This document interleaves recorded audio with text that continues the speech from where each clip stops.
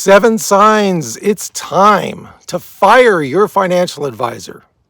Now, 1 in 3 Americans have used financial advisors at some time in their past, and the majority are happy with them. Even if you're happy with them, you want to make sure they're doing the best for you, though.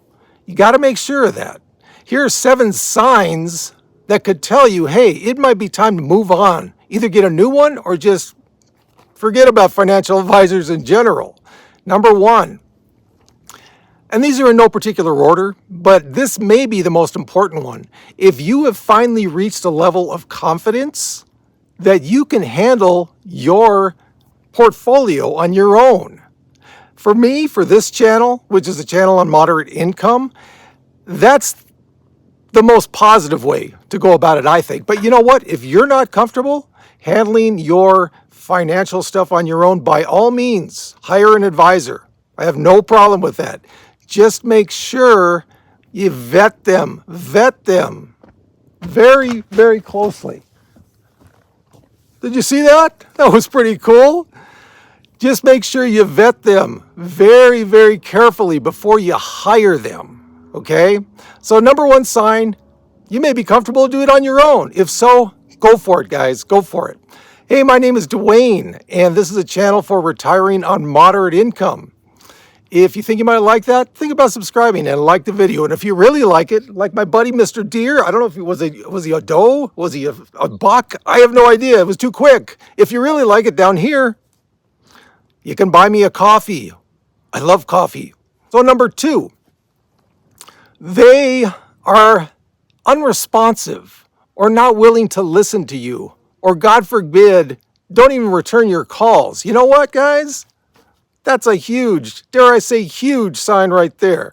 Now, the truth about all this is the quality of financial advisor you're going to get may be just totally based on the amount of assets under management they are managing for you.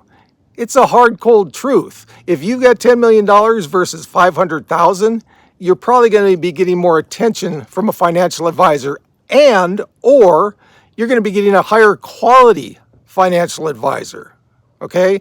But if you've hired them and they are unresponsive to your questions, just your calls, just checking in, that's a sign for you to move on.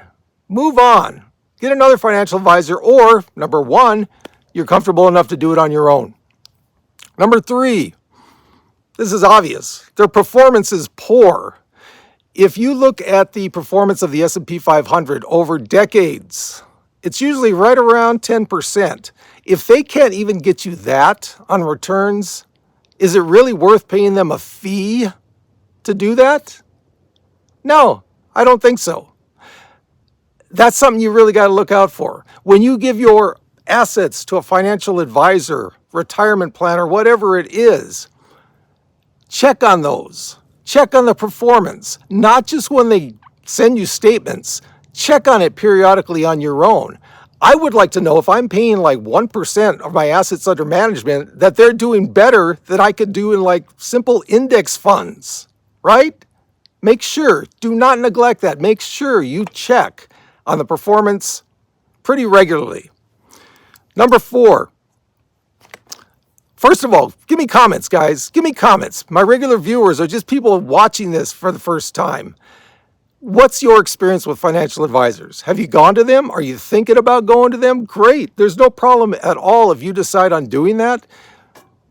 But give me your comments. How did you feel about it? Was it a good thing? And I've got another deer over here creeping up on me. Am I going to get hit on camera? I don't know. Was it a good experience? Was it a bad experience? Let me know. I'm really curious to know how you did. So number 4, if there is ambiguity in their compensation structure, yeah. Okay, I got to interrupt. Oh, the deer just went by. Darn it, I thought they were going to go right by me. Anyway, if there is ambiguity in their compensation structure, if you have a financial advisor, you want them to be as transparent as you want them to be, which should be total transparency as far as I'm concerned. If they can't tell you exactly how they're making money, exactly where they're spending the money, yeah, that's a major sign that you need to find another financial advisor. Think about it, guys. I mean, is it really that hard? Say, hey, I get commission for this. I'm taking this percentage of your assets under management yearly. Should be easy, right? But if they're being vague about that, kind of a little cloak and dagger kind of thing, man, that's a major sign. Find another financial advisor, or going back to number one, you may be comfortable enough now to do it on your own. Let me say though, as far as being comfortable at doing it on your own, I went to a financial advisor a long time ago, 15, maybe 20 years ago, for a couple sessions. Or was it 3? It was 2 or 3. I got some really great advice. I did. They were really good. But over the years, I have developed more comfort level handling my own finances, okay? That doesn't come to you overnight. It takes a while. It takes a while in order for that to happen. I have an MBA, so that means I have a good general knowledge of finance, okay? But doesn't mean I know everything. I don't. Believe me, I don't. It took me years to get to the comfort level that I would be able to do my finances on their own. Are these deer coming back again? Where'd you go? Now I'm paranoid, man. If that guy was a couple feet closer to me, he would have bowled me over. Number 5, they charge too much. It's an obvious one, right? Usually hourly, you can get them between like 150 to 600 bucks an hour. Okay, man, I swear to you, I'm getting paranoid. I don't know if you can hear this, but you hear these hoof beats going below the hill that I'm at. Much better now. As far as the ones charging you a percentage, okay, usually it's around 1% of your assets under management, okay? So if they're around those levels, okay, they'd probably be, where everyone else is. But here's the thing. You can negotiate the fees that you pay, all right? You can negotiate that. How do you do that? You just put in some work, investigate in the area around you or similar financial advisors. What are they charging? Come to them with your information and say, look, this is what other people are charging.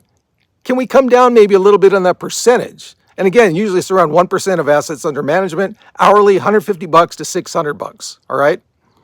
You can negotiate this, all right? That will give you an easy way to tell you if they're charging you too much. Also, if you show to them, hey, here's your competition, can we maybe meet this a little bit? Might work. Number 6, if they are unable or unwilling, which may be even worse, to give you the information that you're looking for. Some of you might just say, hey, this is my portfolio. I just need you to tell me, am I doing the right thing here? They could look at it and go, okay, here's good. Nope, here you need some work. We need some work on this. Great. But if they try and get into this whole big spiel about, a hard sell on financial products that they are going to make commission on. Now, for me, it's like, get 2, 3, 4 good index funds. I'm set. That's my thing. Okay. There's no need for you to be invested in 30 different stocks when maybe, a much simpler way will work for you.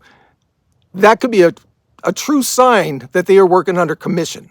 Okay. So if you're not getting the information you want, move on. It's time to move on. And number 7, they are not a fiduciary. What is a fiduciary? A fiduciary is someone by law who should have your interests first. Okay? It's not about them. Of course, they would like to make money, obviously. Okay? It's just business. But the number 1 priority should be to you as their customer. If they are not a fiduciary, if they don't say in black and white they are a fiduciary, it may be time to get another financial advisor. All right? So guys, there are just 7 major signs. There are others. There are 7 major signs, though, that it might be time to fire your financial advisor. Hopefully it's at number 1, that you're comfortable doing it on your own now. But obviously, I'm not saying if you're not, do it, okay? If you need a financial advisor, retirement planner, whatever it is, by all means, go find one. Just make sure it is a good one that fits your needs. Everyone is different. has to fit your needs. If you can find someone that you're comfortable with the fees they're charging, you're comfortable with the advice you're getting, you're comfortable with how promptly they get back to you, then by all means do it. Nothing wrong with that at all. And as always, from the lovely high desert, the deer-infested high desert, where are they now? I can't hear them. You know what? I'm going to go over here and look. Because they were right. I almost got nailed right here. Trampled right by me. Nope, they're gone. Anyway, as always, we got this.